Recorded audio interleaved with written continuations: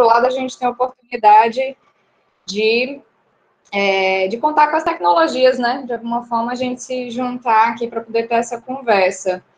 A Helena já deu aí uma pincelada inicial, então, assim, só para falar um pouco, assim, até de bastidor da vida, né? Para vocês se situarem onde é que eu estive, né? Explicar melhor de onde é que vão vir essas experiências que eu pensei aqui em compartilhar. Primeiro, assim, uma coisa, a gente se formou, eu e a Amanda, né, nos formamos na UFC, assim como a própria Helena, né, e a gente pegou uma mesma geração de pessoas na universidade no curso de comunicação, né, então é legal quando a gente tem essa possibilidade de ter uma troca com as pessoas que estão hoje na universidade, estão no curso, porque eu acho que muita coisa mudou, né, muita coisa mudou, e a gente está em um processo de muita transformação. E a gente viu a Liga nascer também, por outro lado, eu também lembrei logo disso, assim, que quando a gente, não sei qual semestre a gente estava, mas bem no início, né, não sei, segundo, terceiro semestre, não tenho bem lembrado isso na cabeça, mas a gente viu a Liga nascer, não fiz parte da Liga, mas depois eu acho que a Amanda também contribuiu com algumas discussões, e é muito legal voltar a falar com uma nova turma, né, e pensar junto, assim, possibilidades, né, abrir o leque de ideias aqui, que com certeza tanto o Léo, quanto outras pessoas que estão aqui, até o Alisson, que é um comunicador, que tem uma experiência muito bacana, já com comunicação popular, também pode se somar à conversa, né. Mas então, eu me formei na UFC, tive uma experiência de 3 anos na TV O Povo, com produção, e depois parti para a Caritas, que é uma organização social que atua com direitos sociais em vários aspectos, dentre eles a convivência com o semiárido, que também, por coincidência, a Amanda tem uma experiência semelhante, assim como o Alisson, que está aqui, e ela pode também, quando ela for falar do CETRA, ela vai, com certeza, poder aprofundar melhor. Mas a Caritas, a gente trabalhava com juventudes, com catadores e catadoras de materiais recicláveis, com mulheres, e a gente tinha uma ação muito diversa, assim, tanto de economia solidária, com articulação de juventudes para direitos, né, desse grupo social, participação política, enfim, eu entrei num universo de demanda social muito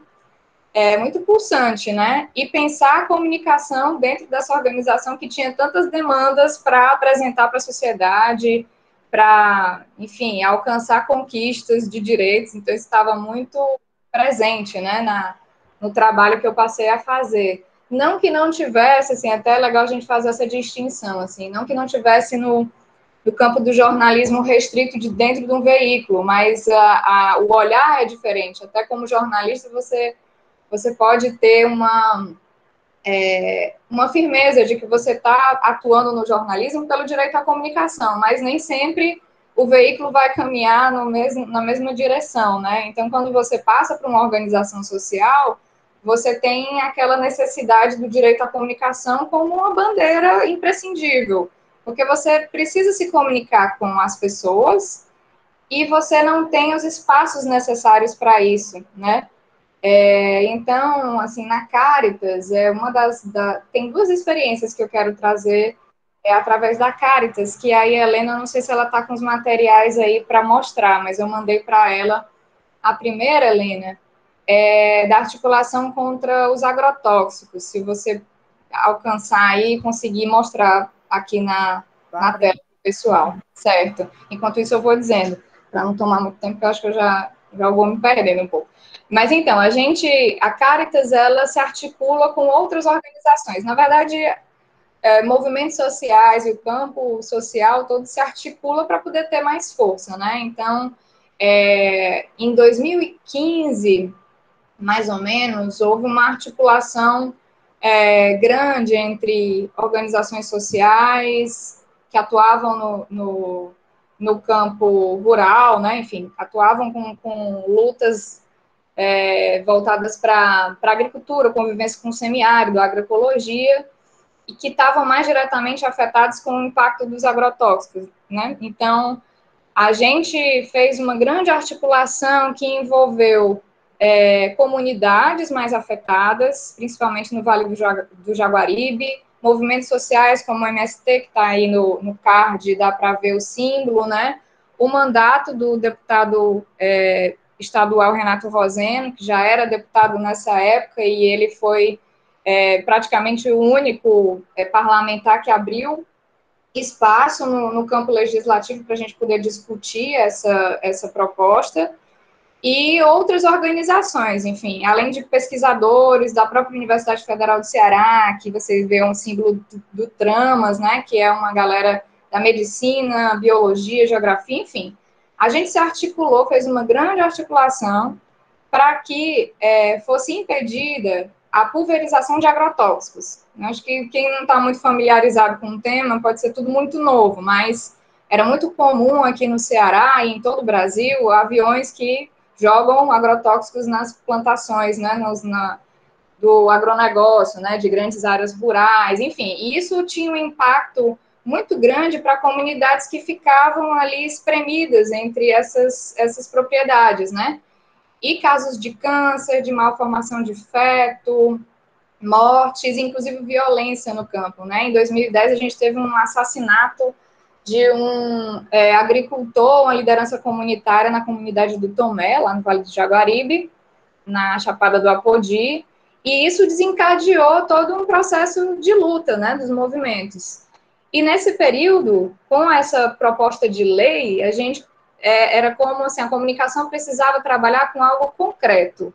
Assim, o que é que a gente quer fazer? A gente precisa imediatamente acabar com a pulverização aérea, pelo menos, né? Já que acabar com os agrotóxicos é uma luta assim que vai durar ainda muito tempo. Então, as organizações se somaram.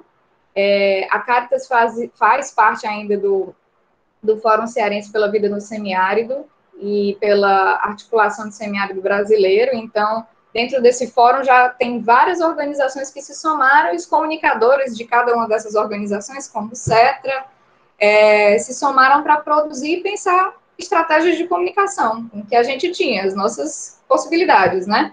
Então, a gente fez alguns cards, que é esses que a Helena está mostrando, como é que a gente fazia para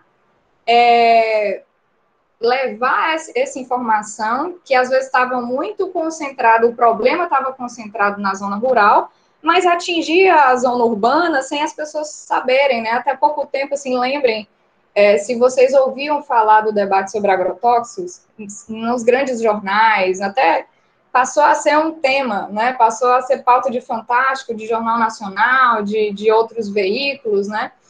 Então, é um debate recente, mas que foi, assim, a gente foi tentando furar a bolha dos grandes veículos de comunicação e fazer com que a sociedade soubesse do que estava acontecendo, né? Então, essa foi uma articulação que, inclusive, a gente conseguiu, né, a conquista da aprovação da lei, ela foi sancionada no começo de 2019, né? E mesmo conseguindo, ela ainda está sob ataque constante. Então, assim, foi uma conquista às duras penas, mas que a gente continua tendo que estar muito atento para que as vitórias não virem derrotas, né, com uma rapidez muito grande. Então, esse é um exemplo, né, acho que da articulação que a gente conseguiu promover com pouca verba, com pouca... A gente usou redes sociais, lembro que a gente, né, partiu muito para isso, assim, numa expectativa de que a gente conseguisse levar a pauta também para outros públicos, né, porque no campo as comunidades atingidas, elas já tinham a plena noção do problema e elas estavam junto com a gente pensando em tudo isso, né. Enfim, não vou me esticar muito nesse exemplo. O segundo que eu queria compartilhar, diferente a proposta, que é sobre uma sistematização, assim, tentando traduzir o que seria, né, essa sistematização. Agora me diz se aparecer, tá? Porque eu fico olhando a outra tela e não sei se apareceu. Apareceu e saiu. Eu não sei se foi pronto. Tá aparecendo. Tu pode ir passando, Helena, que aí eu vou falando aqui, porque não tem nada específico que eu queira, assim, que você mostre. É só para mostrar a publicação em si.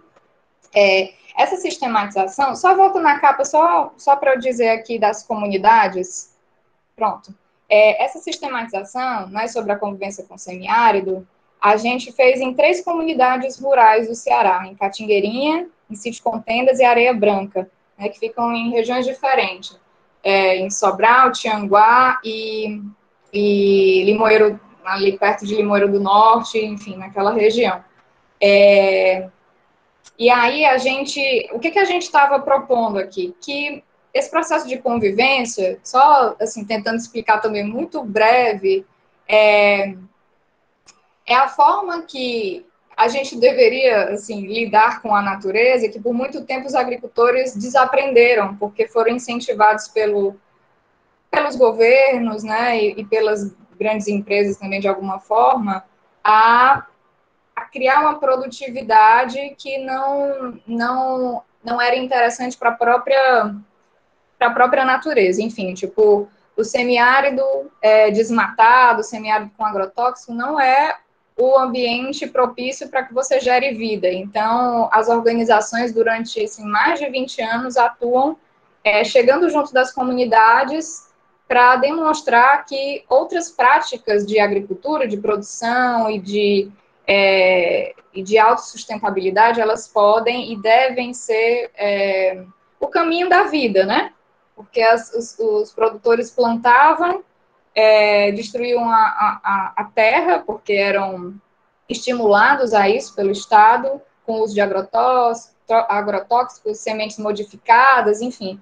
Estou desatualizada um pouco desse tema, porque faz um tempo que eu saí da casa, então estou com as coisas um pouco difíceis na cabeça, mas no geral, assim, a gente pode até explicar melhor, se alguém tiver mais interesse. Mas a nossa proposta aqui era que as comunidades que passaram a trabalhar com a agroecologia e a conviver com o semiárido, com o bioma, com o clima, enfim, com as circunstâncias naturais do território onde eles vivem, que eles pudessem contar como foi, o que mudou, o que deu certo, o que não deu, qual é a expectativa de futuro dessas comunidades, se elas estão conseguindo viver bem, enfim.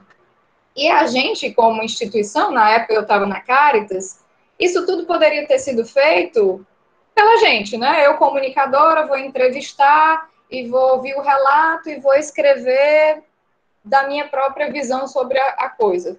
Só que, de alguma forma, eu era instituição. Então, assim, não era que a minha visão era exatamente a visão da comunidade em si, né? E principalmente nos desafios, nos problemas, né? Porque a gente estava diretamente envolvido.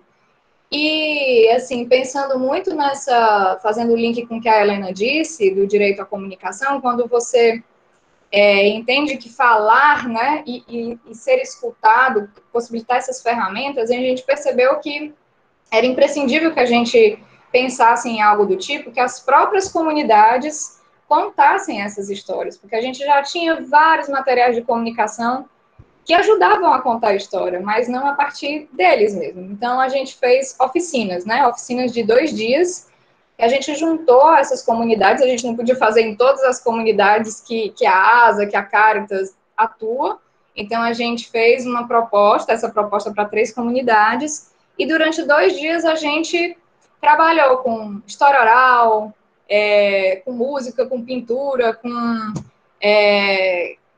coisas que estimulassem eles a lembrarem do que eles viveram, quais foram as mudanças, e o mais interessante, vocês estão vendo aí imagens de criança, de idosos, então a gente juntou, de fato, a comunidade como um todo, né, para que essa troca, ela fosse de gerações também. Isso foi incrível, porque as organizações também têm...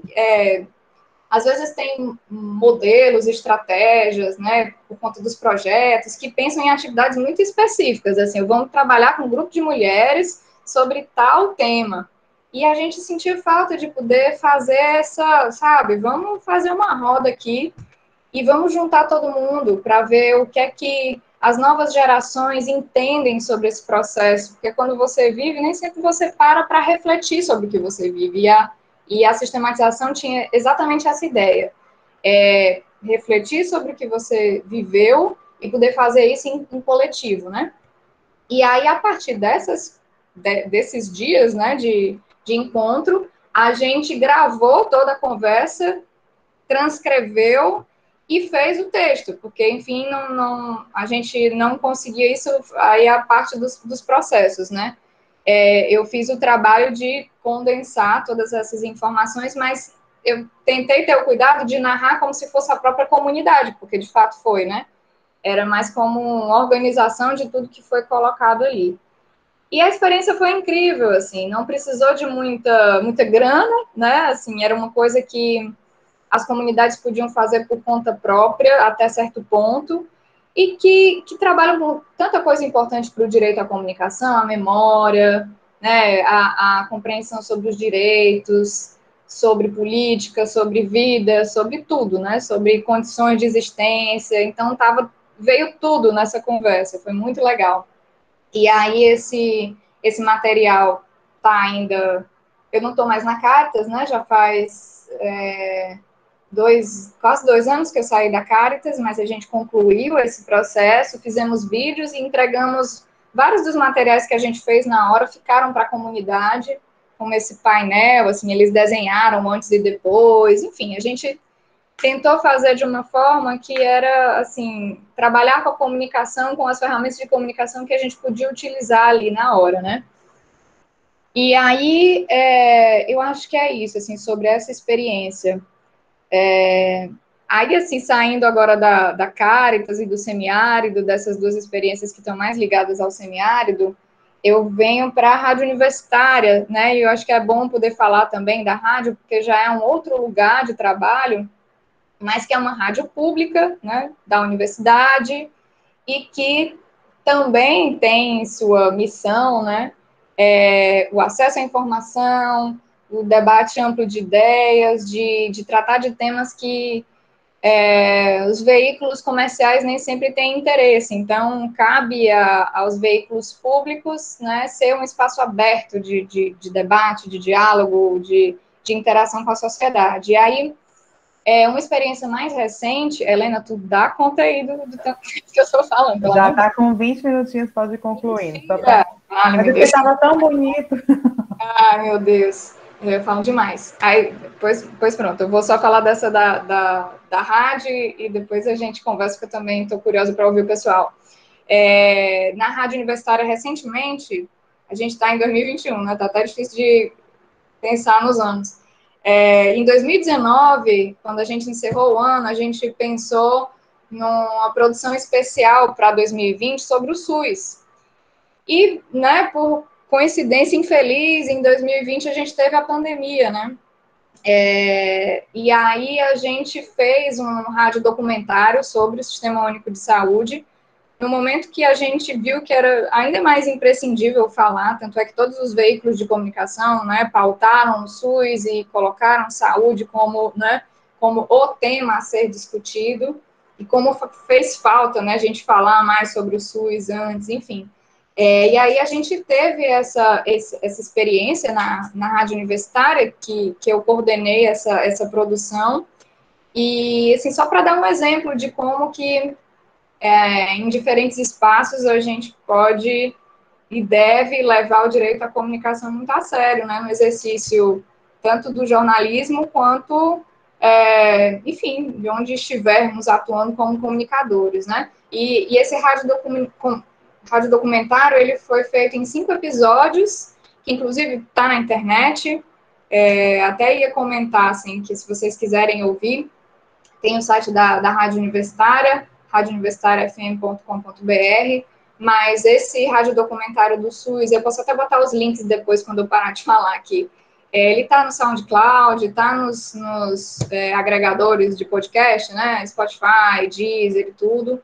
E só para não perder isso, para a gente conversar depois, que uma coisa que a gente conversa muito na rádio é o alcance dessas produções, que a gente fez uma coisa que a gente sabe que tem uma utilidade pública enorme, mas que, infelizmente, a gente teve ali a veiculação na rádio, tá na internet, mas como é que isso chega para mais gente, né?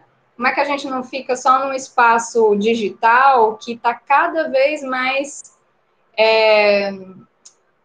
aumentando a segregação. A exclusão digital ela é cada vez mais forte e a gente parece que não está se dando conta, né? A gente vai tendo a necessidade de estar no meio digital e dando conta das nossas próprias demandas, mas tem um universo de gente que não está no meio digital, que tem dificuldade de acesso e que muitas vezes são as pessoas que mais precisam do direito à comunicação e que a gente consiga fazer com que as pautas e os debates cheguem, né?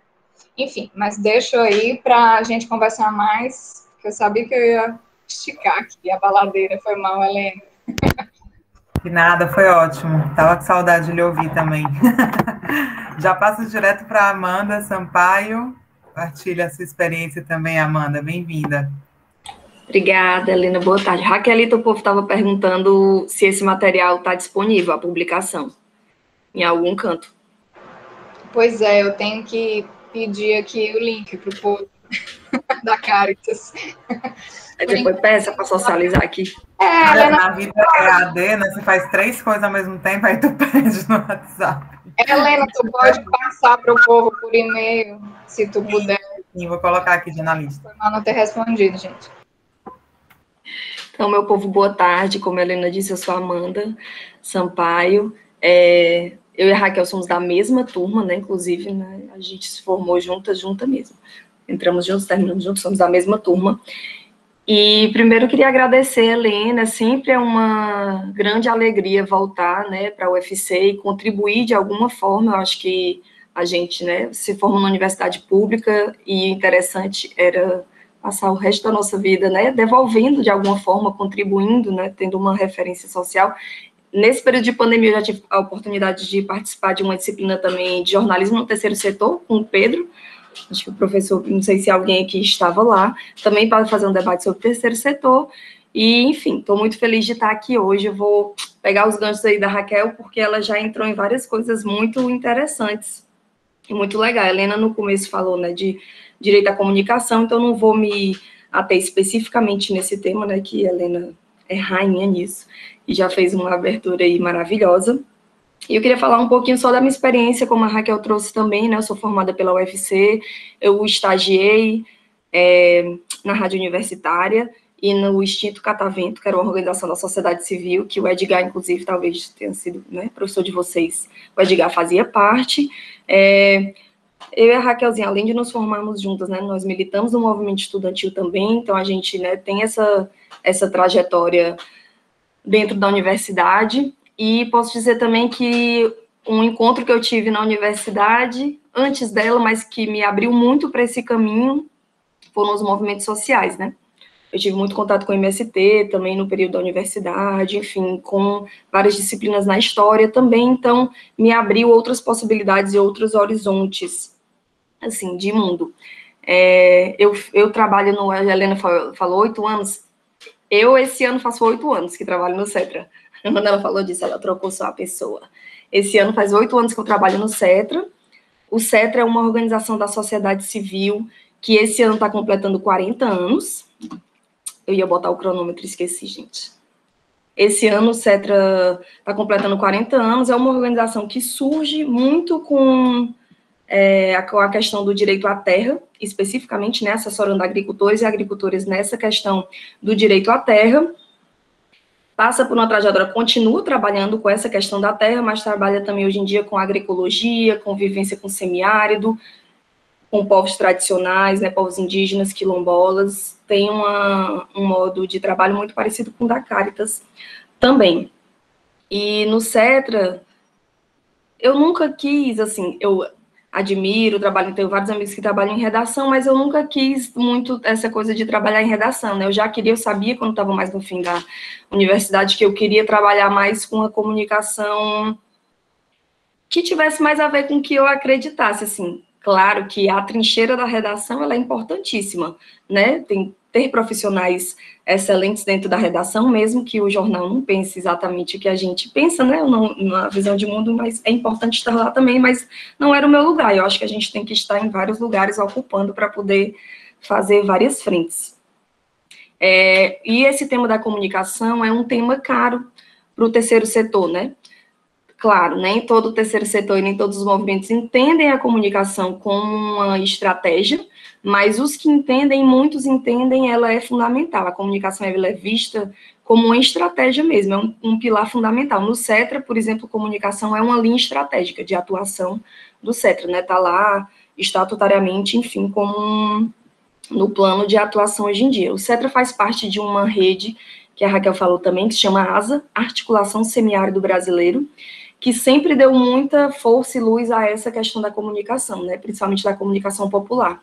Então, a ASA, eu faço parte ainda, a Raquelzinha já fez parte da rede de comunicadores e comunicadoras populares da ASA, né, é uma rede que já chegou a ter quase 150 comunicadores, hoje é uma rede bem menor, porque nada está dissociado, sim, tem um documentário sobre a ASA, sobre a comunicação também, nada está dissociado, né, a ASA está muito ligada às políticas de convivência com o semiárido, e houve um corte brutal, né, nas políticas de convivência com o semiárido, e a comunicação, claro, como parte desse processo, também sofreu.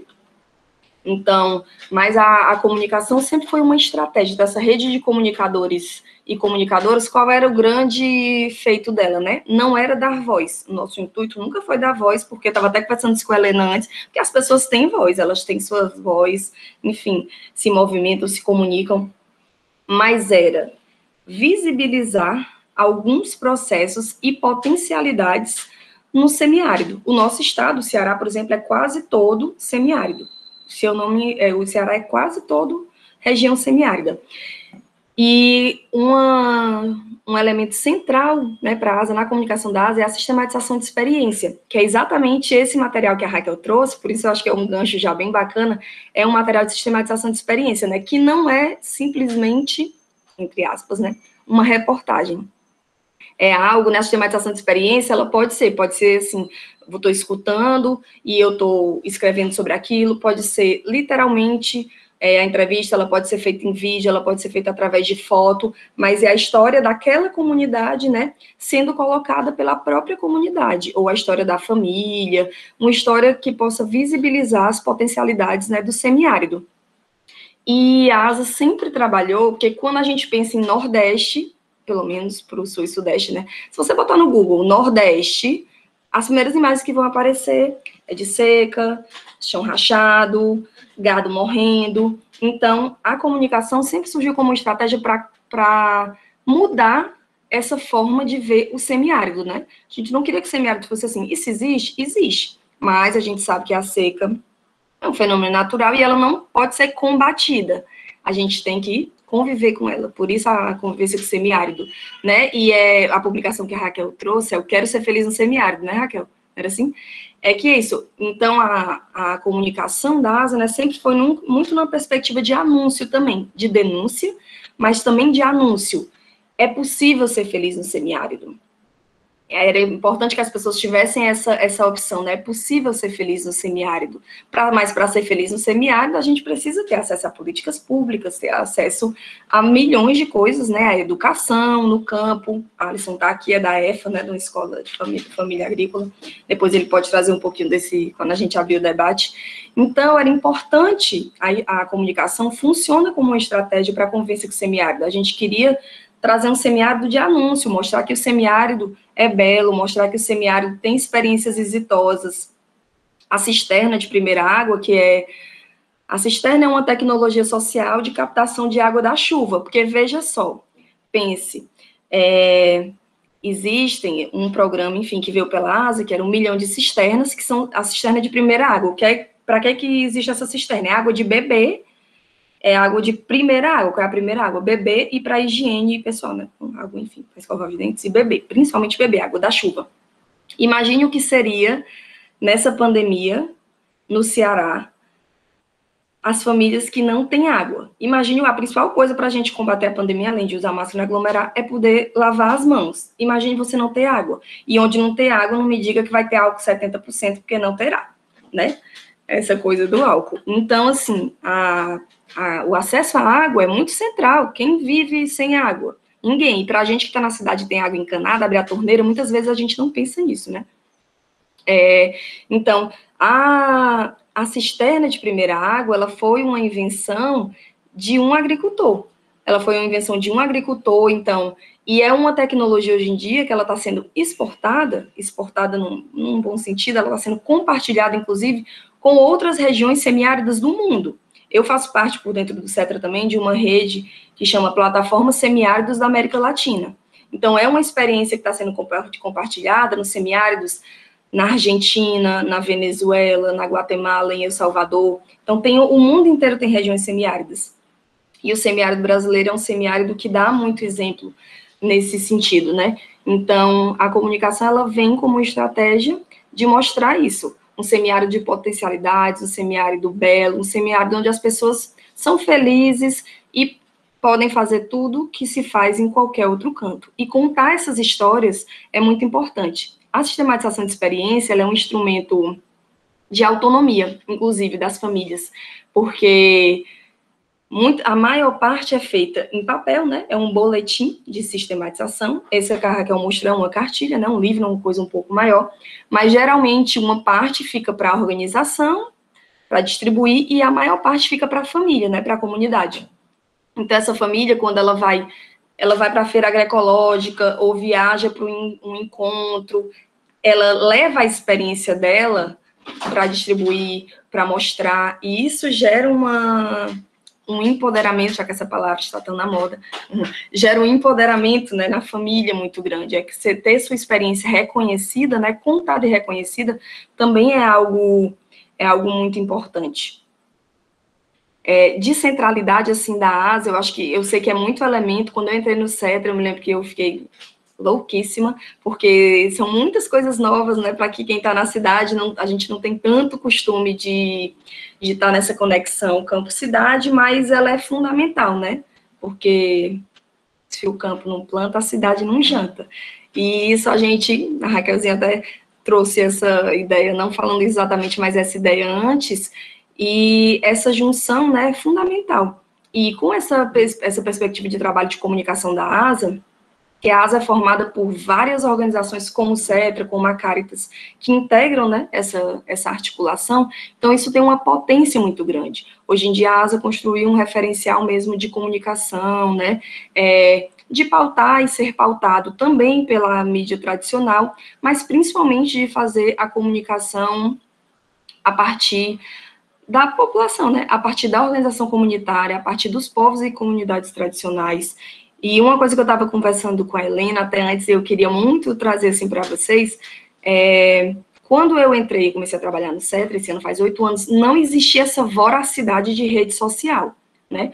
O CETRA tinha um Facebook, eu não tinha nem smartphone, eu era resistente, mas não existia essa voracidade hoje em dia de rede social, né? E hoje em dia isso se tornou um campo de trabalho, assim, a mais, né, para o comunicador, que agregou uma imensa tarefa. É um campo de possibilidades, claro, mas que a gente precisa estar muito atento que a internet não é a salvação do mundo. Em que sentido?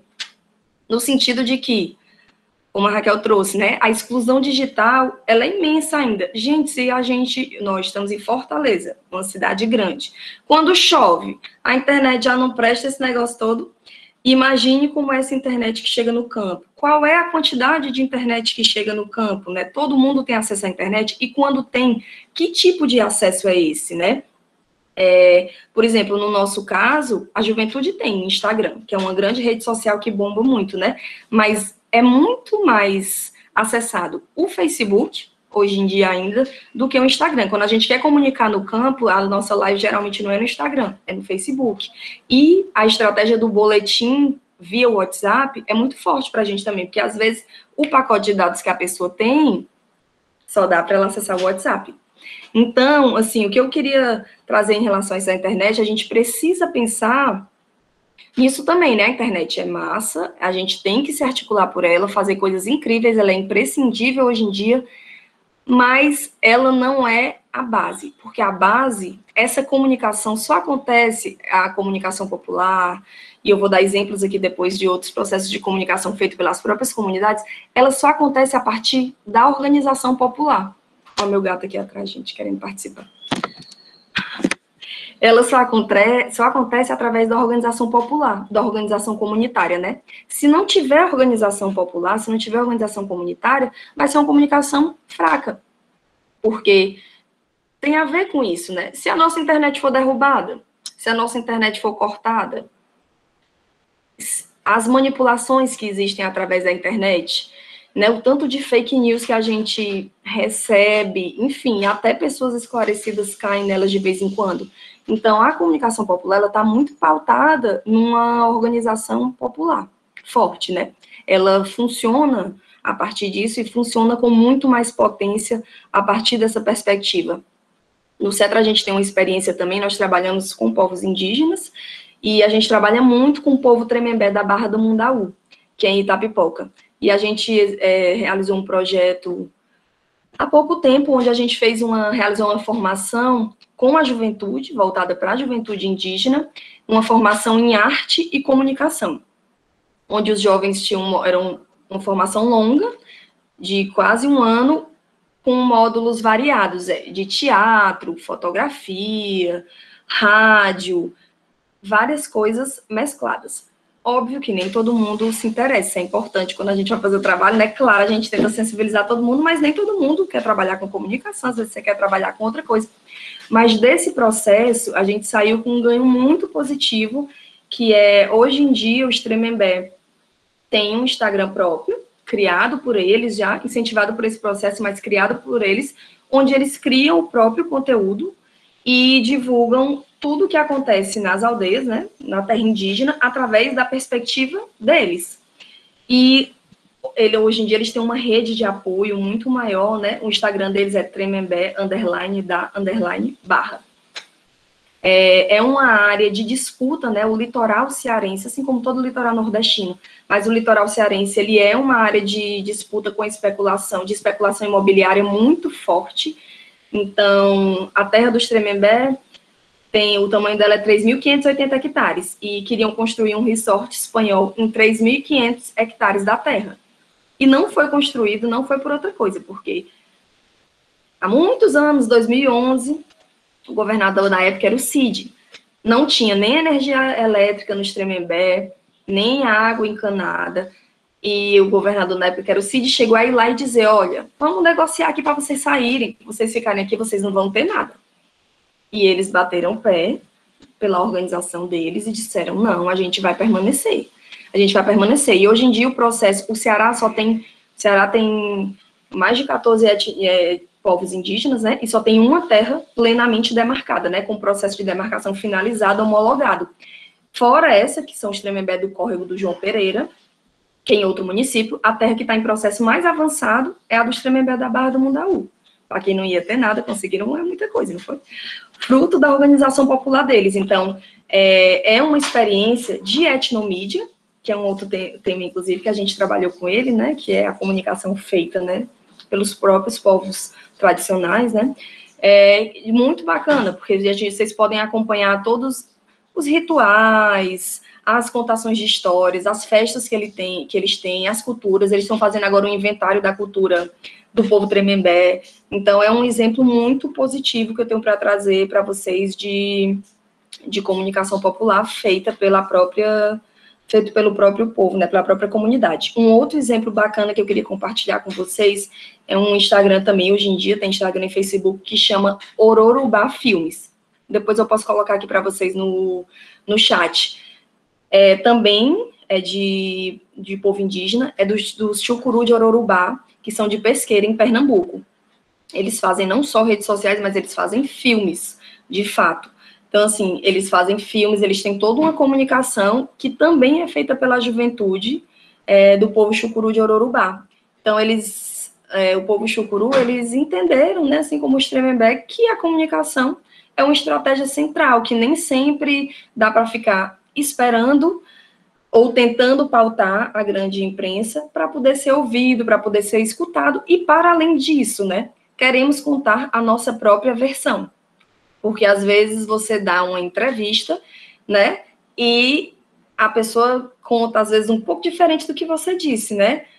Também parte da precarização do trabalho do jornalista, que vai fazer 10 pautas num dia só e tem que voltar a escrever, às vezes ele escreve umas coisas um pouco enviesadas. Então, É importante, né, fazer a comunicação a partir do nosso, enfim, do próprio olhar da comunidade. A Ana Cristina, minha amiga que está aqui como Silvano Pereira, trabalhou comigo no CETRA há muito tempo, e ela me disse uma coisa que me marcou muito. Sempre, a Ana era assessora pedagógica, e ela disse que nós, né, como comunicadores, enfim, que trabalhamos nesse campo, nós éramos agricultores e agricultoras de ideias, que a gente trabalhava, né, com a população do campo, camponeses, indígenas, mas que nós éramos agricultores e agricultoras de ideias, a gente estava semeando, cultivando, né, ideias frutíferas. E eu acho que a parte mais bacana do meu trabalho, né, vou já encerrar, Helena, já estou vendo 16 minutos, é quando a gente está em campo, né, eu acho que isso a Raquel sabe, trabalhando nisso há muito tempo, é o mais sensacional, é o mais importante, quando a gente está junto, trabalhando com o povo, fazendo as coisas com o povo, né. Eu queria só dizer, para finalizar, hoje em dia no CETRA a comunicação sou eu e o Miguel, uma grande equipe. E o Miguel, ele chegou como estagiário no CETRA, ele veio da Liga, foi uma indicação da Liga, o Miguel era da Liga Experimental, veio trabalhar com a gente e ele se formou e ficou sendo profissional no CETRA.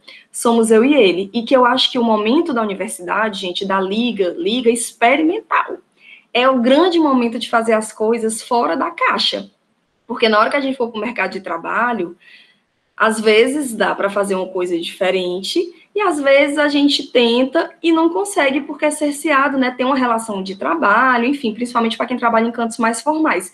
Então, a universidade, ela tem que ser um grande campo de experimentação, de fazer as coisas fora da caixa, né? De testar outras coisas. Eu fiquei falando da Liga e pensei, o MTST está com uma campanha de restaurante a R$1, né? Essa seria uma campanha incrível para a Liga fazer, né? Fazer uma comunicação socialmente referenciada, com toda a potencialidade que ela pode ter, e compartilhar esse conhecimento, né? Porque eu acho que é uma grande felicidade que a gente tem nesse trabalho, é quando a gente vê que o conhecimento é apropriado, a pessoa toma para si o conhecimento e compartilha e vai passando para frente, né? Eu acho que uma grande função que a gente tem também, a partir desse trabalho, é ser multiplicadores de conhecimento, né? Na agroecologia isso existe muito. A gente faz um curso de formação, curso de multiplicadores de conhecimento, porque eu estou aprendendo, mas eu tenho que repassar.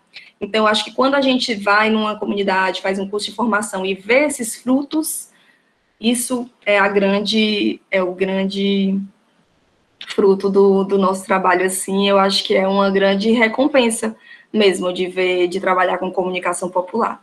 É isso, câmbio. Obrigada, Amanda, maravilhosa. Inclusive, há pouco, antes de entrar aqui na conversa da Liga, eu recebi a revista Sem Terra do Ceará, que acho que foi projeto gráfico e a diagramação é do Miguel também, e está muito linda. Vou já compartilhar com vocês, que é uma outra experiência, e uma coisa muito legal, né, uma revista do MST, obviamente, e uma coisa muito legal é que eles têm umas 2 matérias sobre a rede de comunicadores também do movimento, né, sobre as rádios comunitárias do movimento e tudo, e acho que essas experiências todas que vocês já trouxeram até aqui mostram muito esse lugar da comunicação, né, para os movimentos sociais, seja do ponto de vista dessa partilha de conhecimentos ou mesmo das conquistas que ela pode gerar, né? Então, isso é muito animador, a gente já fica, assim, tendo ideias. Léo, contigo, bem-vindo. Vocês conseguem me escutar bem aí? Eu sou Léo Silva, sou um morador do Santa Filomena, aqui no Grande Janguru Sul. Eu acho que eu vou falar de um âmbito um pouco mais da cidade mesmo, né, assim. Comecei a ter interesse na comunicação a partir de 2015, né? Eu acho que muitas pessoas chegou a ver ou acompanhar aquele processo de uma proposta de ocupação do próprio Cuca, né? Na qual, né, o vice-prefeito era, antes do Gilo Brisa, né, o secretário, e estava demandando um grande corte de verba por equipamento, né? Então, a gente que estava movimentando uma parte chamada de Janguru Sul de resistência, né? Era eu, o Kelvin, a Lívia, né? A gente estava trabalhando essa comunicação um pouco mais direta, assim, né? Também sentimos um pouco mais à vontade com a presença da galera da Witness, né? Que chegou junto para trocar uma ideia sobre comunicação, como é que usa o celular como um processo de usar a imagem como prova, né? Tinha muito esse processo porque de 2015, né, para 2016, muita gente sabe que foi um dos anos mais efêmeros que teve, né? De 2015 para 2016 teve a questão do 11, né? em 2016 começou um processo já diferente, né, referente às eleições e tudo mais. Dentro desse processo, né, eu comecei a me engajar um pouco mais referente a essa questão da comunicação no âmbito da fotografia e do documentário, né. Hoje em dia tem um processo mais voltado à imagem, né, e tento buscar essa comunicação um pouco mais visual, né, ter um trabalho mais direto.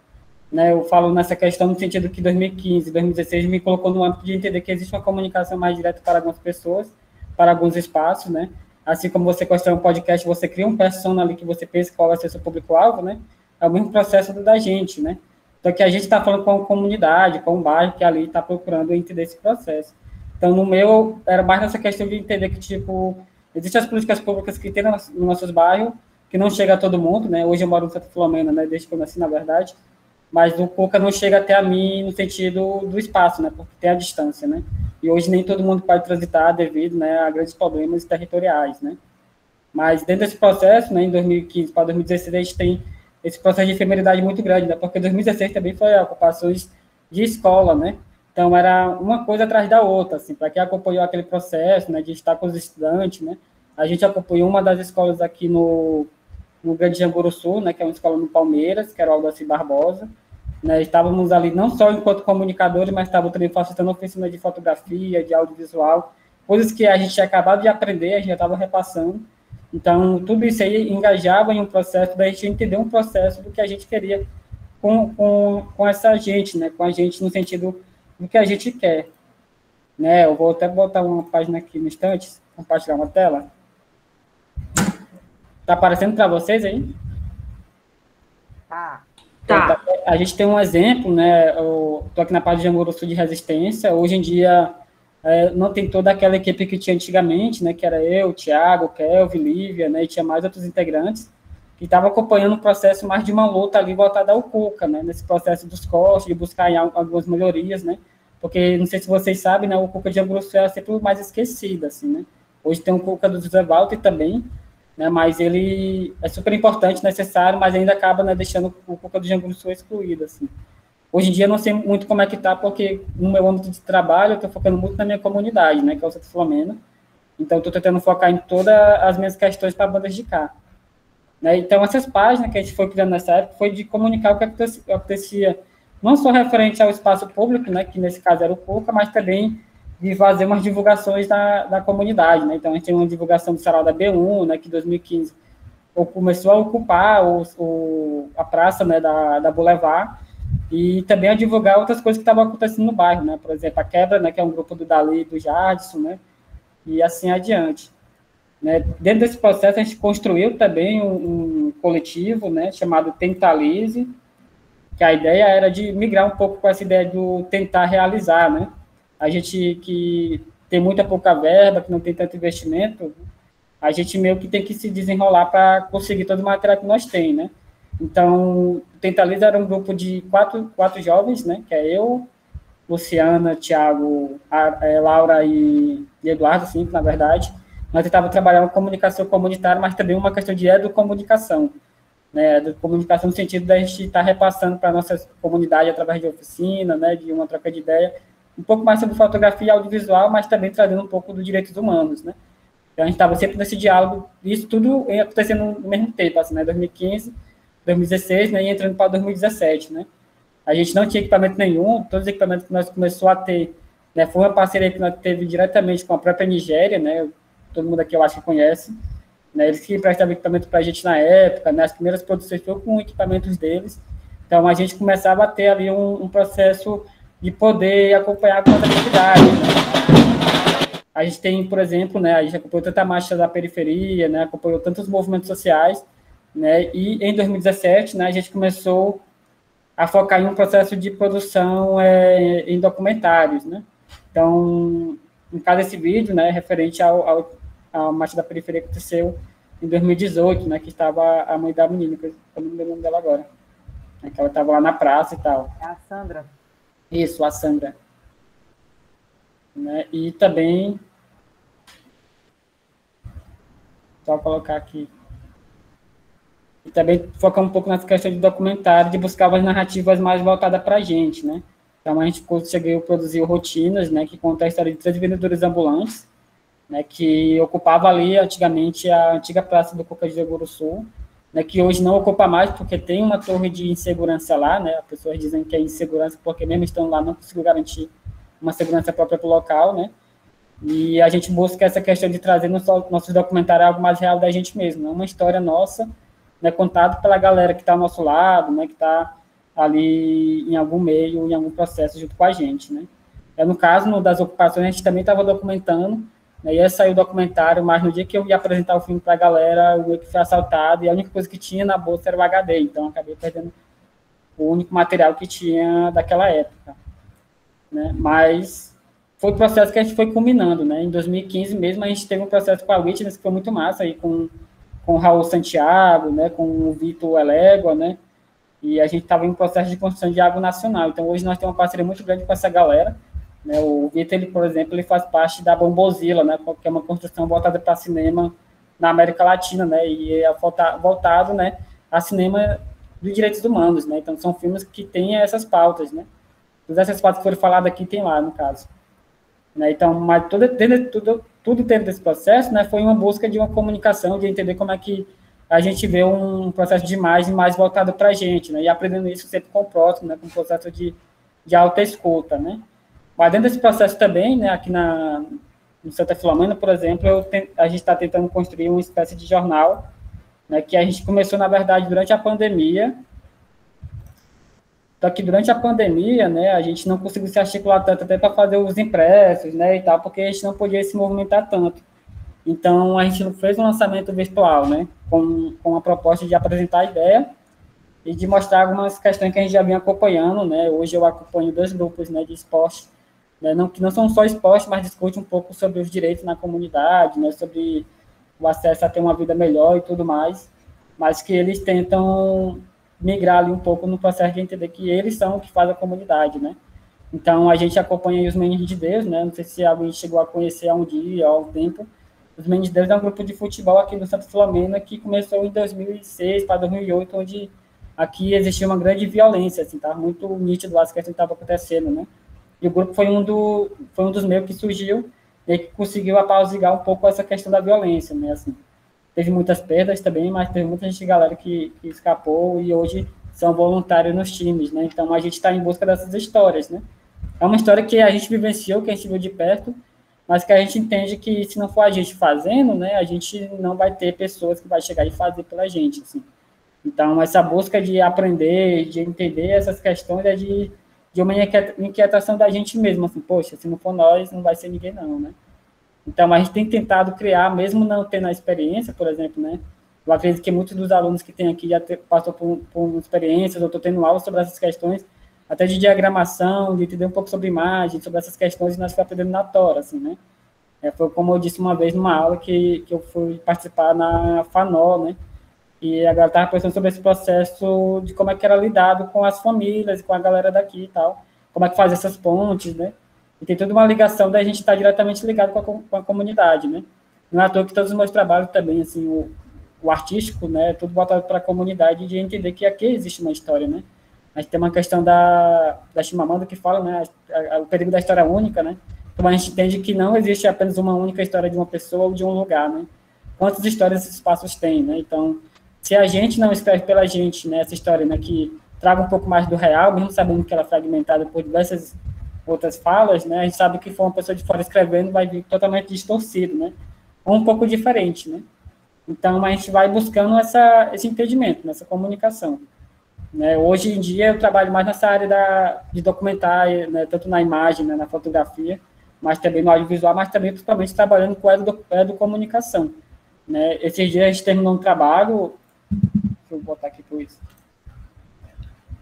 A gente terminou um trabalho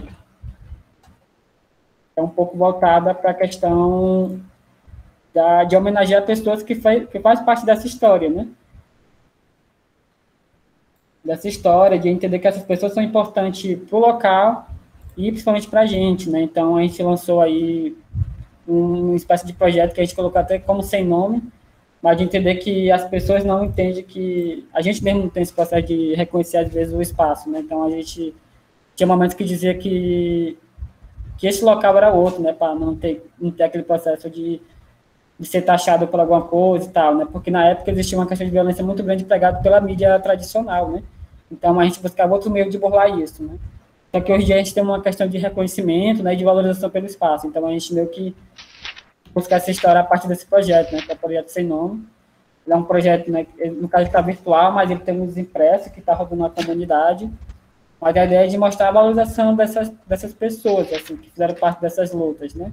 No caso, esse é um projeto linkado junto com o pessoal do Curió, né, que é a Vitória Ellen, e querendo não estar um pouco linkado com essa questão da comunicação, assim, né, que quantas histórias a gente deixa passar, assim, que está do nosso lado, que é fantástica, né, e que às vezes pode mudar a história de alguém a partir da fala dela, né. Então a gente tem que buscar entender que cada pessoa ela tem uma história ali a contar, né, de mudança de vida, mas não só de uma questão territorial, né. Tá até lembrando da Raquel, né, Raquel estava falando primeiro.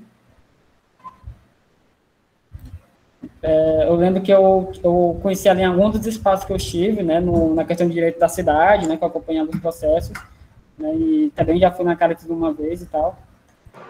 Mas todo esse processo é de entender que existe toda uma história, assim, a ser comunicado, né.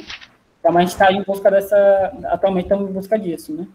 Além de criar, né, de buscar criar um jornal, né, de criar um jornal, um meio de comunicação, mesmo hoje em dia a gente tendo uma questão virtual, a gente sabe que não chega muita gente na própria comunidade, mesmo tendo as páginas, né, que são as páginas ordinárias, né, como o Flamengo Ordinário, Fortaleza Ordinária, mas são páginas que muitas vezes não comunicam direto ali, né. Eu acho que o Fortaleza Ordinário é o que mais comunica, não só para a questão de meme, né, para uma questão mais voltada à cidade também, né, sobre uma questão mais política-social, né. Mas a gente entende que isso não chega a todo mundo, né? Então, a gente tem criado pequenos projetos para tentar chegar a essas pessoas, né? Eu, pelo menos, sou uma pessoa inquieta, assim, como a Helena falou nisso, que eu sempre mando algum projeto novo para ela, né? Sempre mando um projeto novo para ela e esse é um processo...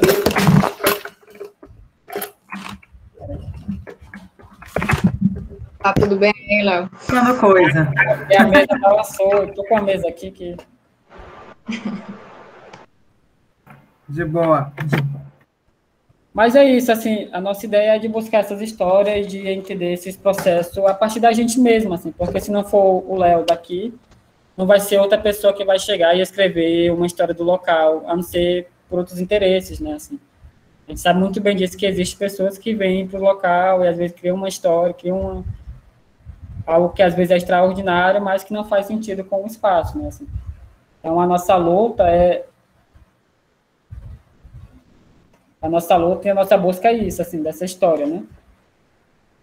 Eu acho que na minha fala é mais isso, né? Eu acho que tem muita coisa ainda, assim, que eu tinha organizado ontem, só que eu perdi o PDF. Mas todo esse processo é da gente entender esse lance da história, assim. A nossa comunicação é mais voltada para o local, né?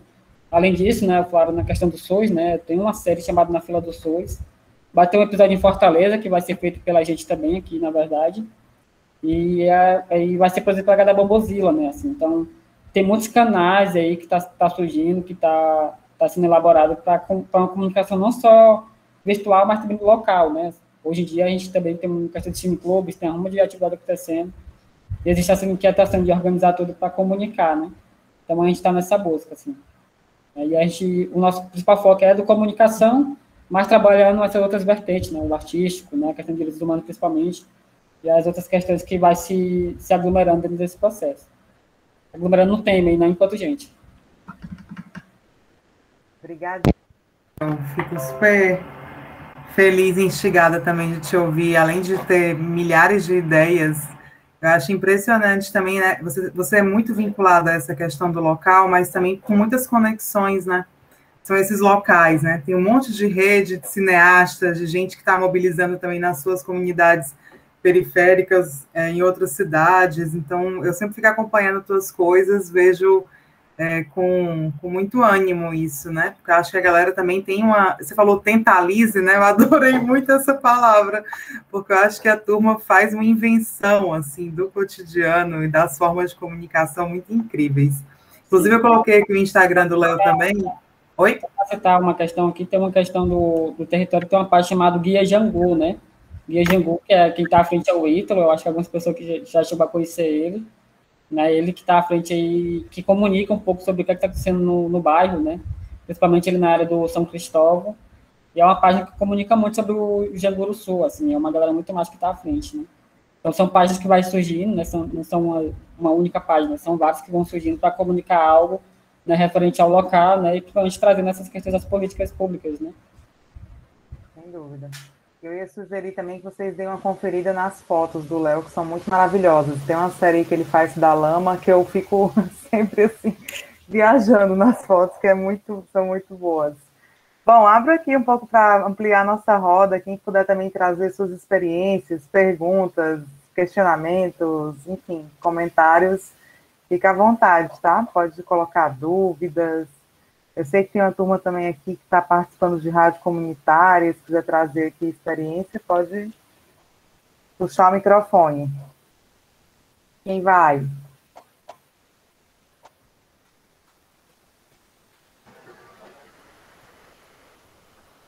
Tudo para ouvir, gente, vocês. Dizer aquele momento, né?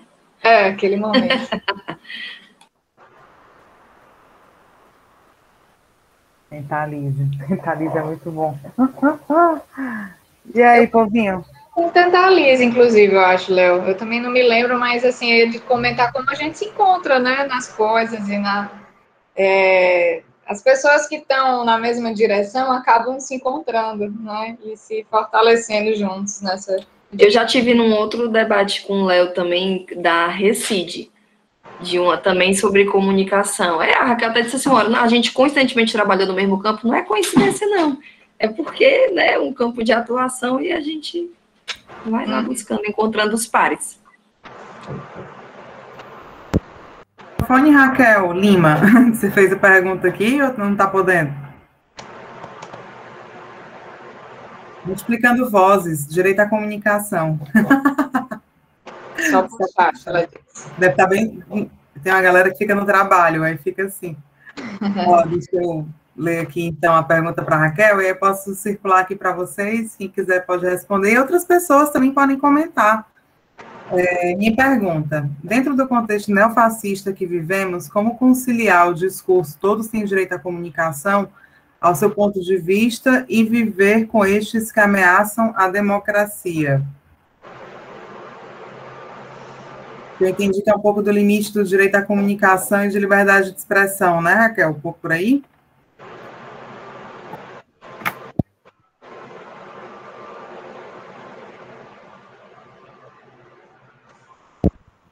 Quer comentar, Dantas?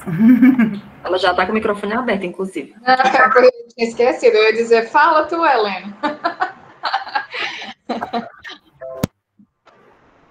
Dá um pontapézinho aqui e depois eu... Sim, cada um tem seu ponto de vista. Depois eu queria, até acho que a Clarice está aqui também, a gente fez uma campanha sobre o Dia da Visibilidade Trans, não sei se ela está aqui ainda ou se ela já saiu.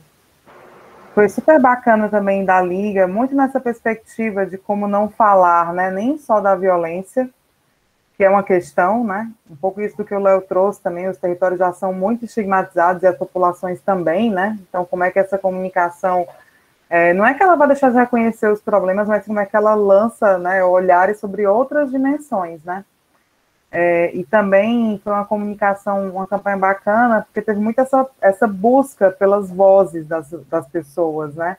Então, o pessoal registrou depoimentos e pensou em uma forma de compartilhar esses depoimentos, que podem trazer também as nossas próprias experiências e como é que a gente está tentando, né, também fazer uma comunicação que, como a Amanda disse, né, não é que dê voz, mas que amplifique, né, as vozes já existentes, né, um pouco por aí.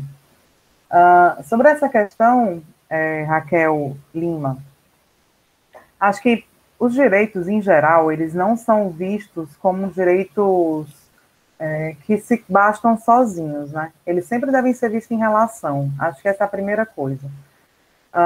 O meu direito acaba no momento em que eu posso, né, vir a usá-lo, com uma certa ideia de usá-lo, para, por exemplo, cometer um crime, né?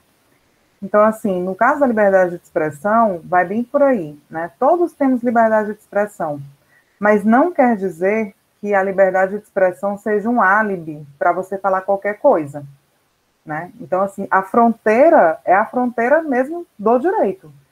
É o caso do deputado Daniel, que está em super discussão na última semana, né? Assim, a liberdade de expressão dele não o permite praticar um crime como incitação à violência, ataque à democracia e outras coisas do tipo, né? Muitas vezes os discursos de ódio, eles são discursos criminosos, né? Eles são discursos racistas, eles são discursos que defendem a violência, e aí não é direito, entendeu?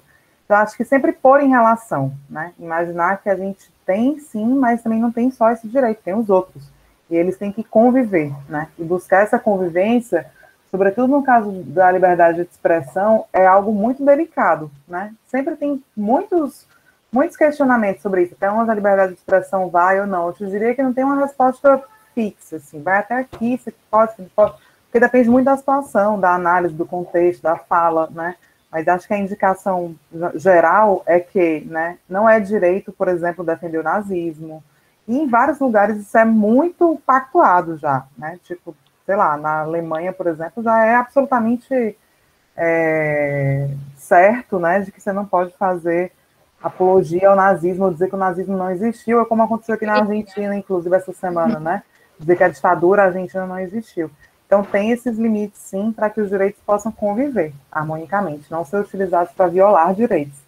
E aí seria uma eu acho que uma coisa, Helena, só para colaborar contigo nisso, é que parece, né, nos últimos anos, que tudo é como se tudo fosse ponto de vista.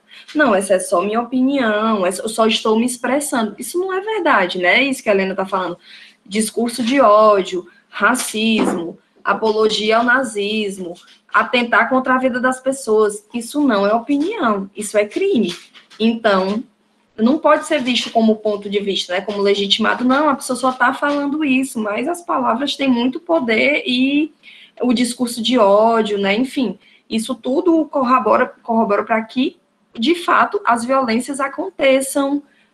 Acontece primeiro uma violência verbal para depois ela passar por uma violência física. Então, assim, a gente está no Brasil num momento muito que é isso, né?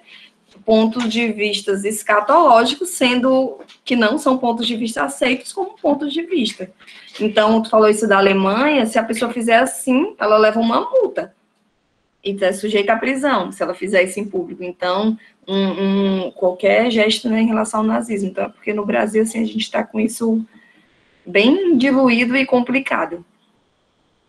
Nós temos vários entulhos da ditadura, né, aqui no Brasil. Eu colocaria dois que são muito próximos aí desse debate da comunicação. Primeiro, né, é a ausência dessa reflexão sobre os limites, né, sobre o que foi esse período e tudo mais.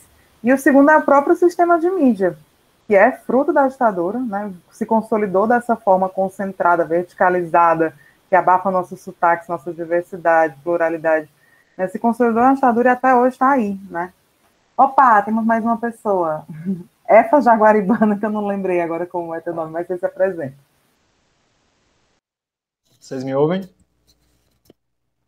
Na hora que abriram para a voz, eu ia falar, mas aí eu estava mastigando.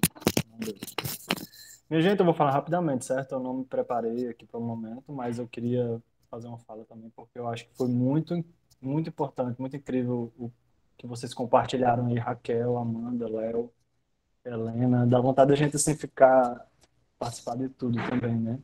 Eu queria falar um pouco da EFA, certo? Eu vi aqui que tem muita gente do primeiro semestre, né? Tem muita gente aí com vontade de produzir, e a gente está precisando de muita gente também. E a EFA Jaguaribana é uma escola agrícola, uma escola familiar agrícola de ensino técnico e médio em agropecuária. É uma escola comunitária que conta com voluntários, professores, monitores, todo mundo. E a gente vem conduzindo os trabalhos desde 2016, na associação, né? E reuniões, encontros, e em 2018 a gente pôde ter a primeira aula, a aula inaugural com a primeira turma. A Raquel, inclusive, esteve aqui.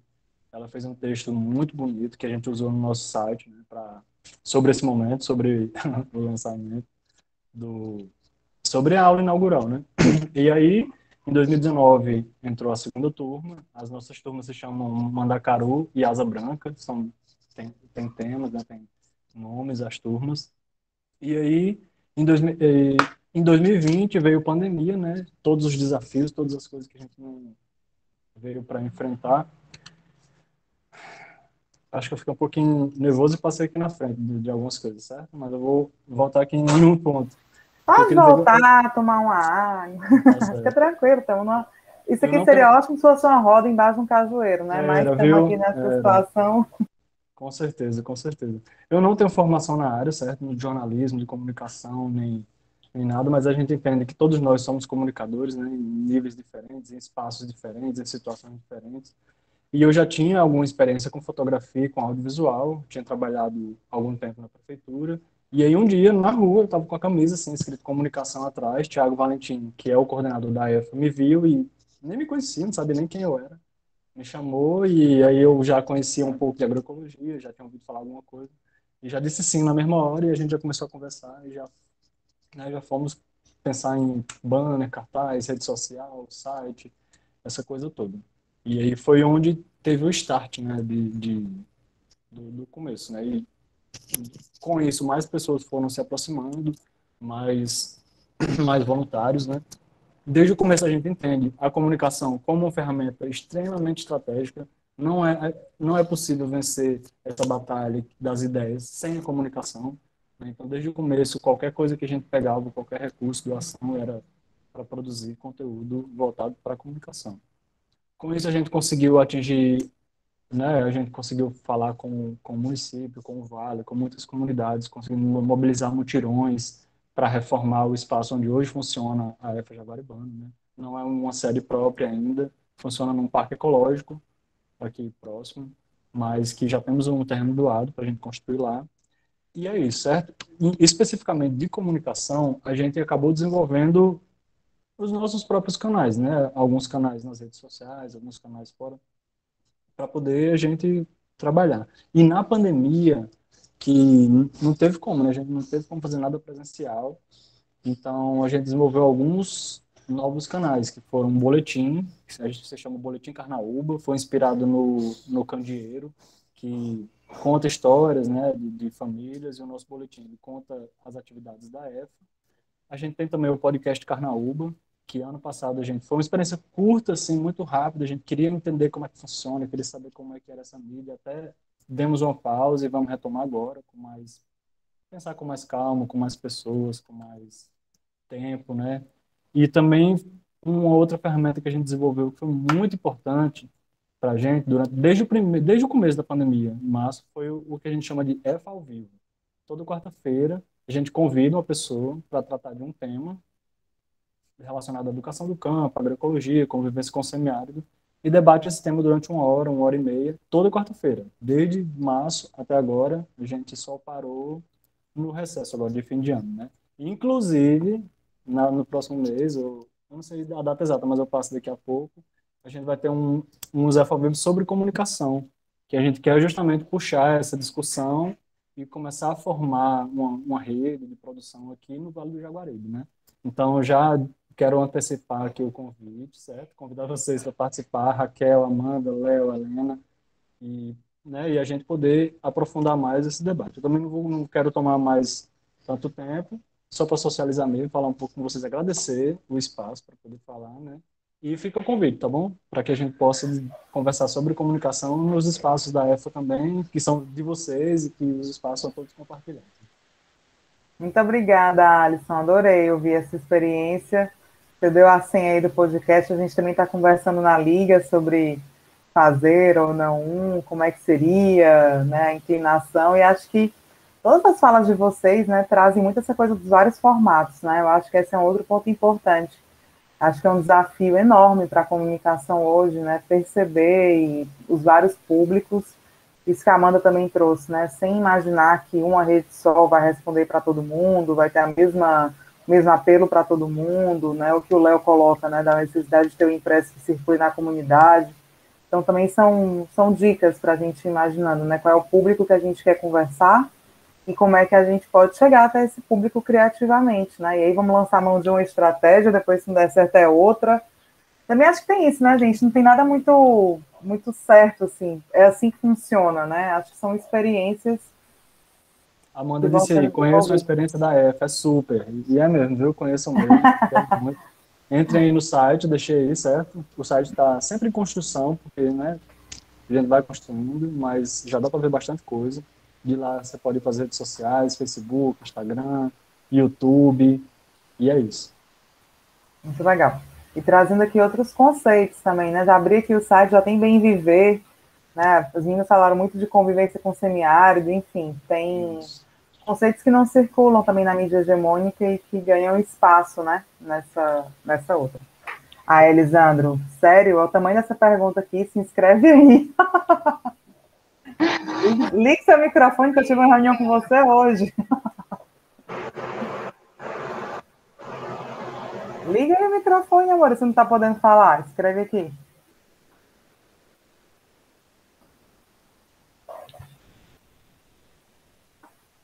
Elisandro. Ora, eu vou tentar. Você vai partilhar.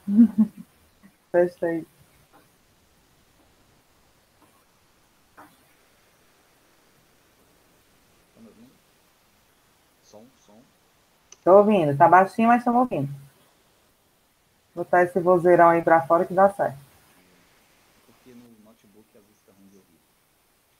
Eu tava me perguntando, porque a gente vive um cenário de comunicação em que, primeiro, produzir comunicação demanda um esforço que muitas vezes não é simples, né? Parece simples, mas não é simples, né? Exige, além de conhecimento, também uma questão ferramental, uma questão de equipamento, que num cenário pré-pandemia já configura um desafio, né? Tipo, para você fazer fotografia, para você fazer rádio, para você fazer qualquer coisa, exige uma estrutura que nem sempre você tem acesso com facilidade. Então, isso já nicha um pouco quem é que pode produzir, quem consegue produzir. Quando a gente entra numa lógica de pandemia em que a comunicação ela migra e muito para o ambiente das redes, o que já era uma tendência que a gente estava experienciando antes, a gente cai ainda mais numa ditadura do algoritmo, né? Eu falo de ditadura do algoritmo no sentido de que o algoritmo ele vai dizer para a gente quem tem alcance, quem não tem, e será que a gente não cai numa armadilha de criar uma falsa sensação de democracia de comunicação ou comunicacional, uma vez que só vai aparecer dentro da lógica do algoritmo quem tem dinheiro para pagar para aparecer, né? Reproduzindo aí o que eu até quando eu escrevi, essa lógica do capital, só existe quem tem dinheiro para pagar para existir. E aí eu lanço a pergunta, assim, o desafio é como pensar, ou se vocês têm alguma noção de alguma estratégia para a gente não ficar nessa ilusão de que a gente está produzindo uma comunicação, de que a gente faz muita coisa massa, às vezes, nesse nível, só que a gente fica restrito aos nossos nichos, ou até invisibilizado, né? Você produz um conteúdo legal, você produz um conteúdo informativo, mas você é invisibilizado, ou seu alcance é minado pelas próprias plataformas, porque você não tem como competir com um veículo oficial, ou, por exemplo, com um veículo que é patrocinado pelo agronegócio, né? Nesse sentido, que tem montantes enormes de dinheiro para investir nesse tipo de produção, e a gente fica produzindo ali naquele nível micro, o que já é uma vitória, não deixa de ser.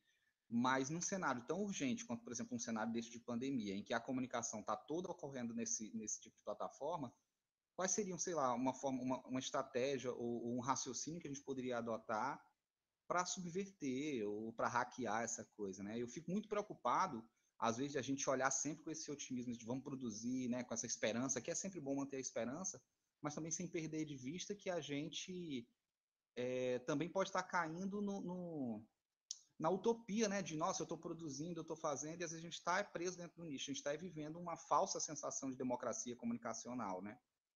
São louváveis os esforços, mas eu acho que os problemas eles são tão grandes. Aí eu lanço assim esse desafio de pergunta, assim. Queria ouvir demais, a partir das experiências que vocês têm, das leituras que vocês têm, o que vocês experienciam, como vocês sentem isso no dia a dia e quais são os tipos de estratégias que vocês adotam, por exemplo, para furar a bolha ou para chegar em lugares onde de outra forma vocês não conseguiriam chegar sem ter investimento massivo, né? Porque a gente tem que colocar o fator dinheiro na equação e considerar ele como ou um impulsionador ou uma barreira para a minha voz chegar onde eu gostaria que ela chegasse. Massa, Elisandro, obrigada. Deu para ouvir, sim. Mas alguém quer complementar, fazer outro questionamento? Porque a gente pode voltar para os 3 e aí vamos encerrando, pode ser? 4, 5 horinhas.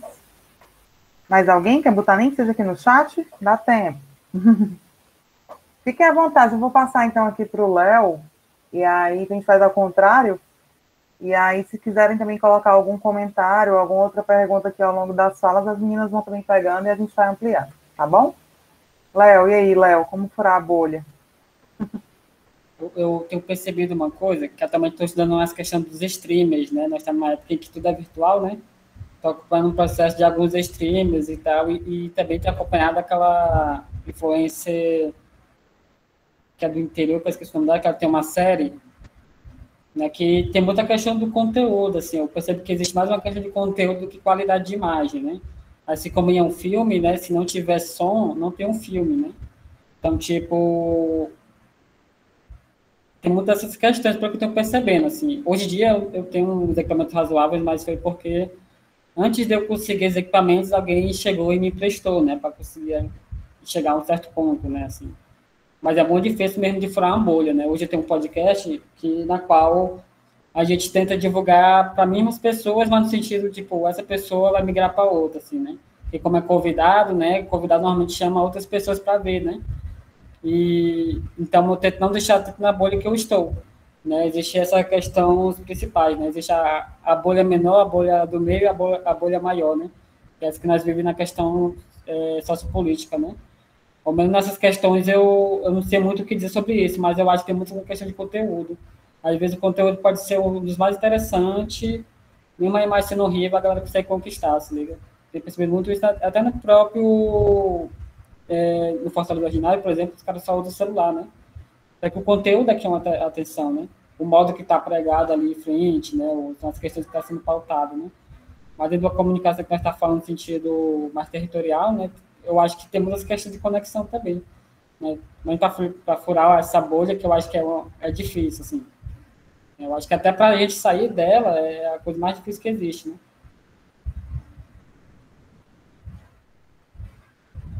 Para a gente mesmo, inclusive, né? Que a gente tá o tempo todo ali meio que na dependência também das redes. Como disse a Amanda, né? Já passo para ela, né? A Amanda falou no começo que não tinha nem smartphone que era resistente. E agora, Amanda? Não, minha filha, agora eu fui impelida até, não tinha escapatória, não, porque toda hora o povo ficava me cobrando as coisas. Então, eu acho que essa questão que o Elisandro colocou é fundamental. E quando na minha fala, eu perguntei, a internet é tudo, era muito me referindo a isso. Infelizmente, nós vivemos num sistema capitalista.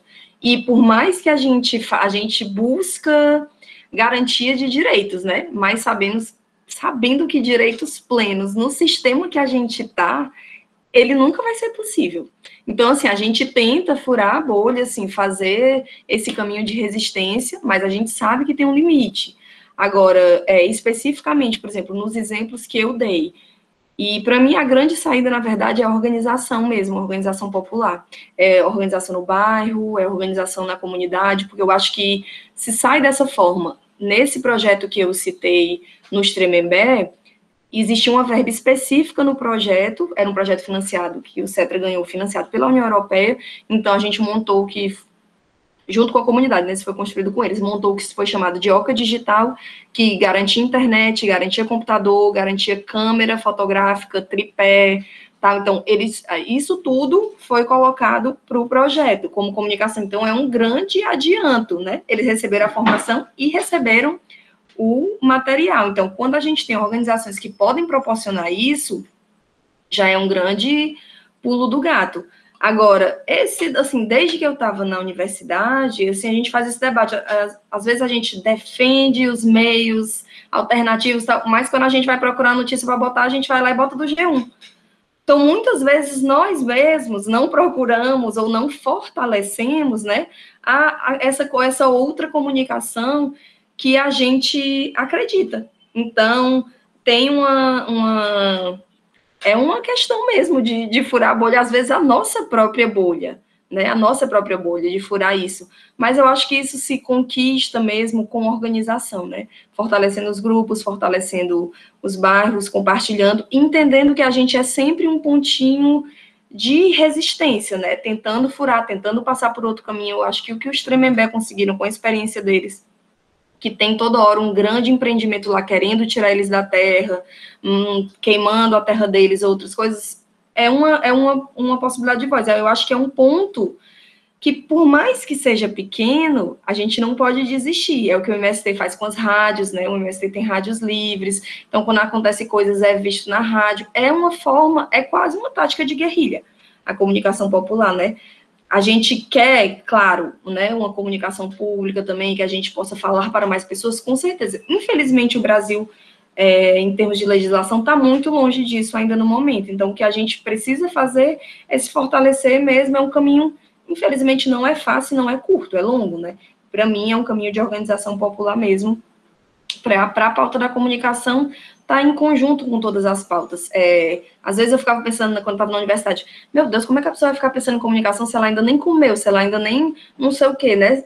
Como é que os outros direitos básicos? Mas a comunicação, ela é transversal a tudo isso, porque ela pode ser uma estratégia fundamental para a garantia de todos esses outros direitos. Se a gente tivesse um jornal, uma comunicação fortalecida no meio popular, o público, será que tinha acontecido o que aconteceu? O que a gente está passando? Claro que tem muitas outras questões, mas se a gente tivesse, será que teria feito um contrapeso ou não? Então, para mim, a chave mesmo está na organização popular. Câmbio. E você sabe que eu estava, até partilhei assim, duas coisas que você falou agora, vou me permitir aqui, antes da Raquel, fazer esse parênteses, né? Eu sempre lembro da minha primeira experiência na TV Brasil, quando eu fui trabalhar na TV Brasil, em Brasília, cheguei lá, né, fazer TV pública e tal, super animada. E aí eu lembro que a minha chefe me chamou, assim, para apresentar, falar tudo, e era um aquáriozinho, né, aquelas paredes de vidro ali dentro da redação. Aí ela falou, não, porque aqui a comunicação pública é diferente, a gente se baseia em outras coisas e tal. E eu olhava, assim, pelo aquário, e todas as TVs da redação estavam na Globo News. E eu lembro muito dessa cena que eu falei, tem um desafio, porque de fato é isso, né? Muitas vezes a gente está tão envolvido na mídia hegemônica que é muito difícil até saber outros lugares, né? O Léo falou aqui agora dessa Bombozilla, né? Eu não conhecia, viu, Léo? Dei aqui um Google, enquanto você estava falando, eu coloquei aqui também o link. Eu acho que já é o segundo canal de streaming de documentários que tu me mostra, assim, diferentes, né? E todo mundo conhece Netflix, todo mundo conhece, sabe? E aí a gente acaba também, né, sendo enredado numa lógica de consumo também dessas mesmas coisas. Não estou querendo dizer que não tem que, né, conhecer essas coisas, mas existem outras telas, existem outras experiências de comunicação, Telesul, Brasil de Fato, tem canal, inclusive assim, tem um, não é nem site de streaming, mas enfim, tem um agregador desses que é só de filmes africanos, né?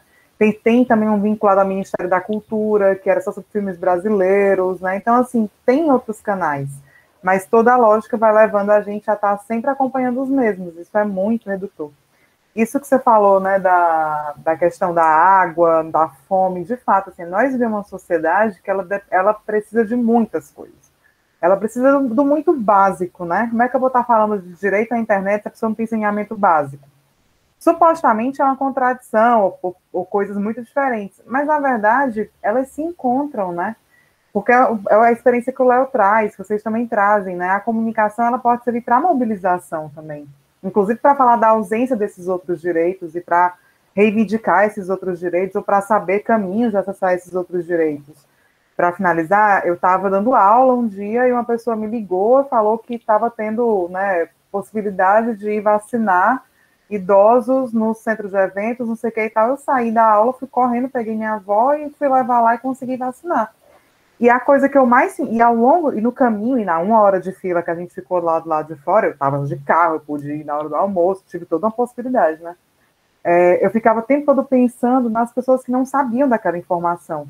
E as próprias redes do governo e tudo estavam com informações desencontradas. Muita gente falou, não, sai daí, porque não vai dar. Né, já mudou, não é mais 70, não é mais 80, 90 anos, e não sei o que, e eu fiquei lá esperando e deu certo. E eu saí, assim, aliviada pela, né, ter vacinado, mas ao mesmo tempo pensando, putz, a informação foi fundamental para isso, né? Eu tive acesso à informação. Quantas pessoas não tiveram acesso à informação, nem sobre vacinação? Quantas não sabem baixar, nem tem possibilidade de baixar aplicativo, gente? Né? O cadastro é feito pelo site. Sabe? Então, tudo isso, né, hoje é uma condição para acessar direito. Como é que você vai se inscrever no Enem se você não tem internet? Né? Então, assim, muitos serviços públicos passam cada vez mais também por por essa necessidade de acesso. Então, não ter é ficar fora de uma ruma de outros direitos, né? Desabafo que eu estou com esse negócio na minha cabeça desde então. Eu tenho que escrever sobre isso com mais vagar e o tempo não deixa, mas foi uma experiência, assim, de estar vivendo ali o direito à informação de uma maneira muito intensa, né? E como na pandemia isso ficou muito nítido, né? Raquelzinha, finalizamos contigo. Rita, hein? E para um negócio que é a pergunta é o X da questão, eu acho, para a comunicação, para garantir o direito à comunicação, que o Elisandro, né? Assim, eu me somo, assim, já tinha até anotado algumas coisas, e quando a Helena fez o convite, foi uma das coisas que eu até comentei com a Amanda, né? E eu usei exatamente essa expressão aí, reflexão sobre como furar a bolha, porque, na verdade, quem atua diretamente com comunicação popular já tem essa necessidade cotidiana de ficar pensando nisso o tempo todo, né? E é como a Helena falou, as estratégias, elas precisam ser adaptadas, você tem que ter a temperatura das coisas, você tem que estar ali muito perto da realidade com que você está tentando dialogar, ou que você está diretamente inserido, como o Léo falou, né? Então, assim, eu acho que tem as camadas, né? Quando a Amanda fala da articulação, das redes, eu acho que esse é o caminho, assim, até pegando já os exemplos que surgiram aqui.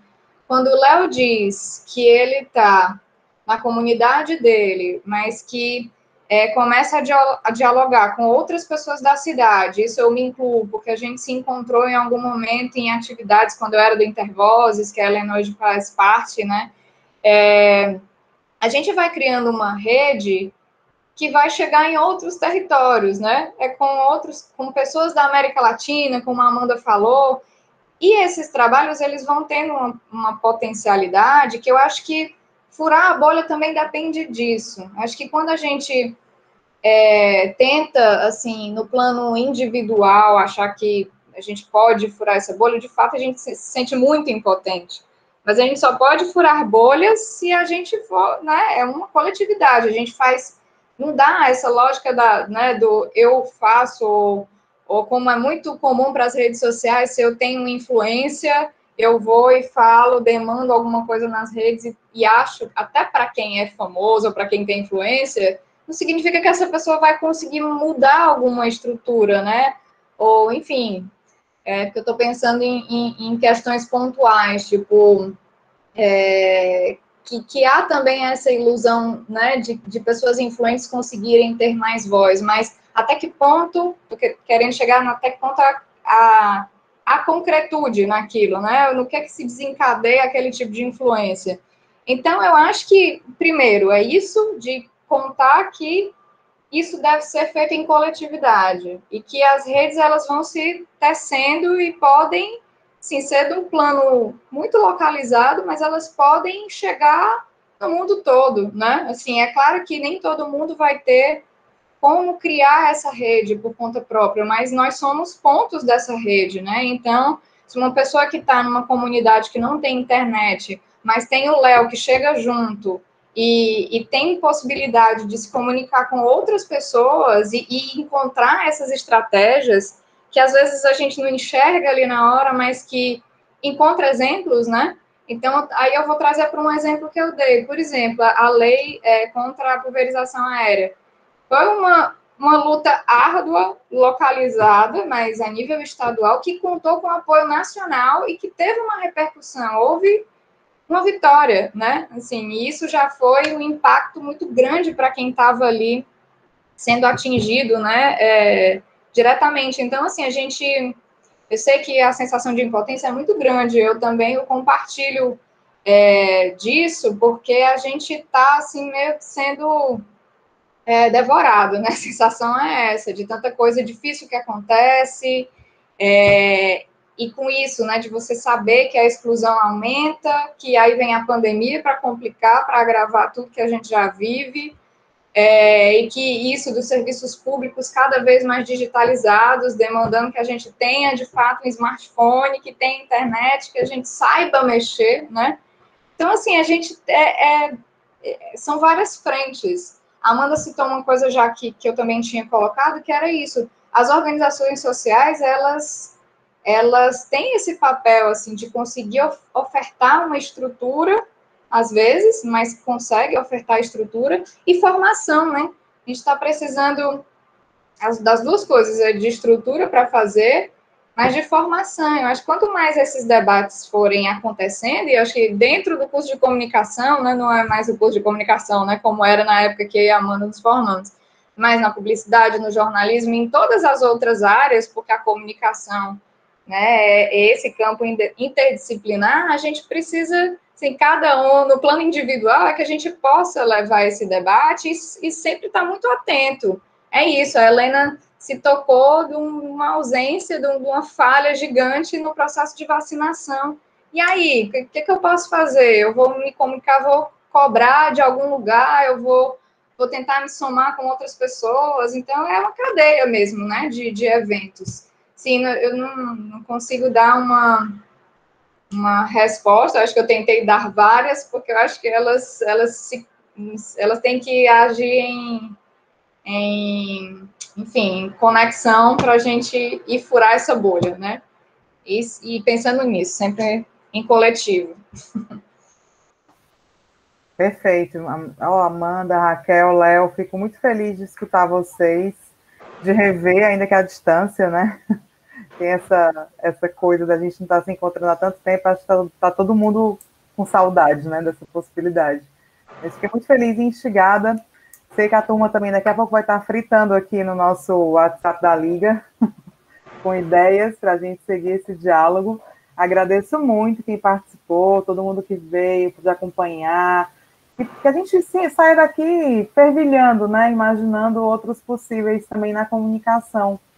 É claro, né, sempre compreendendo isso que todo mundo colocou, assim, é uma relação, né, uma relação com a sociedade, é uma relação com as organizações, né, e a gente não é sozinho. Acho que, inclusive, muito dessa coisa da rede é trazer uma certa dinâmica individualista até na produção de comunicação, né? E a comunicação comunitária, popular, ela pensa de outra forma, né? Ela pensa em enredar mais gente nessa construção, não só como audiência, mas também como produção, né? Nessa esfera da produção. Espero que, quem saiba, a gente possa fazer parcerias também pela Liga, com as organizações que vocês estão. Para a gente vai ser massa. Em breve a gente vai estar abrindo edital. Quem sabe aí a gente pode pensar em fazer parcerias, né? A Liga sempre faz uma parceria anual com o Movimento Social MG. E termino só deixando também um outro convite, né? Muita gente tem discutido identidade, representação. Acho que é um tema que está super, né, forte agora.